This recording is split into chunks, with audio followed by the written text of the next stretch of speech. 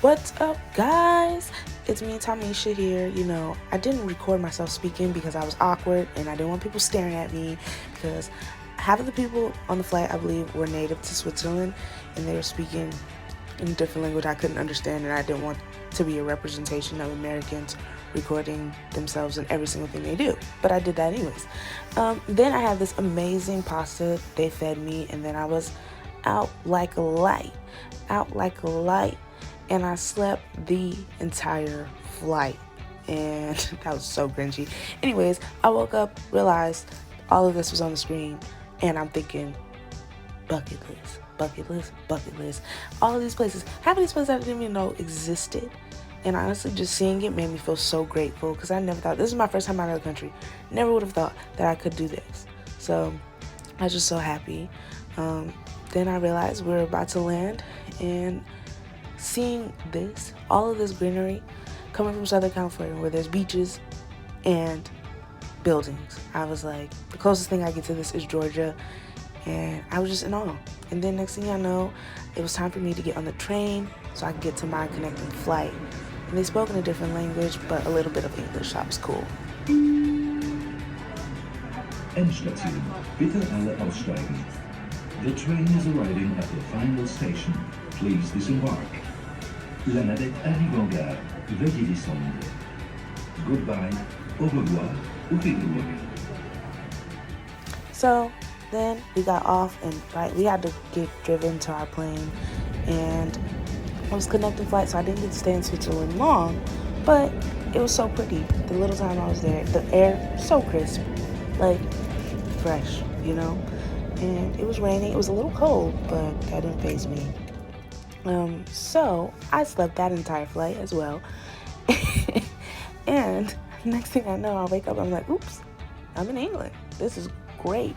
And I think this is the moment where it hit me that this is an opportunity that I am so excited I took the chance for, and realized I have to put myself in situations where I'm forced to grow. And by doing that, I ate British breakfast, or English breakfast, I guess. And they eat baked beans for breakfast, which is a little different, but hey.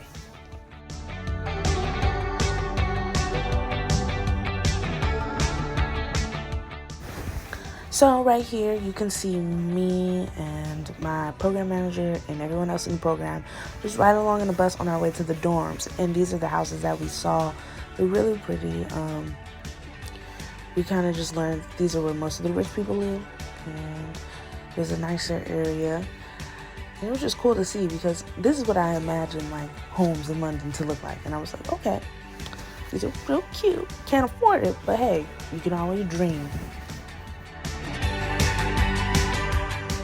So right here, this is the London Eye, very famous. You might see your girl taking pictures or up on that thing soon. She did tell us that Big Ben is under construction until 2021, so unfortunately you won't be able to see that, neither will I. I guess technically I won't either because it's all covered, but yeah, that's cool.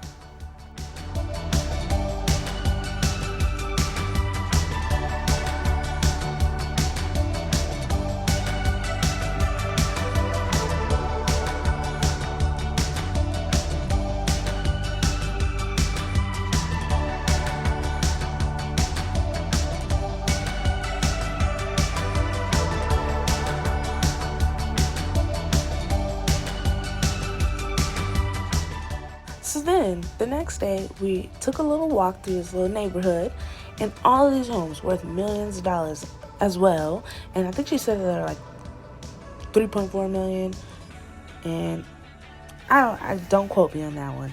But anyways, except for one, because I guess it was bombed a long time ago, like during some type of war or whatever, and all the rest weren't touched. But then we went on to get our little English roast, and I got the vegetarian option, but that bread, fire.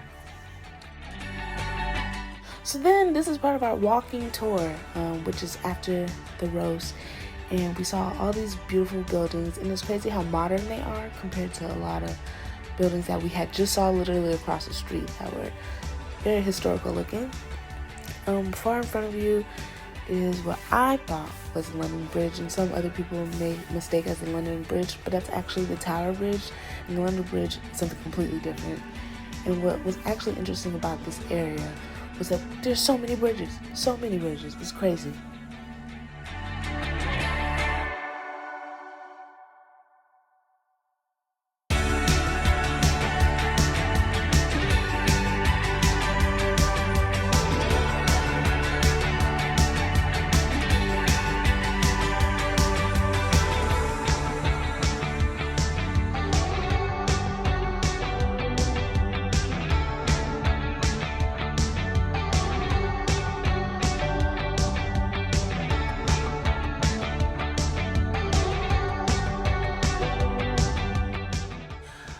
Had to take a picture.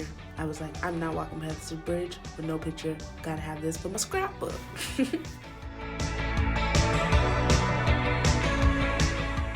So this right here, I forget the name of it. I think it's something Galleria, I'm not sure, but honestly I was in awe when I saw this as well. All these arches and then the lights, it's kind of hard to miss. So if you're ever going by the London Bridge, you should definitely stop and see it. This bridge right here, I believe, is known as the Wibbly Wobbly Bridge. Is because I guess when it was first made, it was wobbly, so they had to fix it. So it's not wobbly anymore.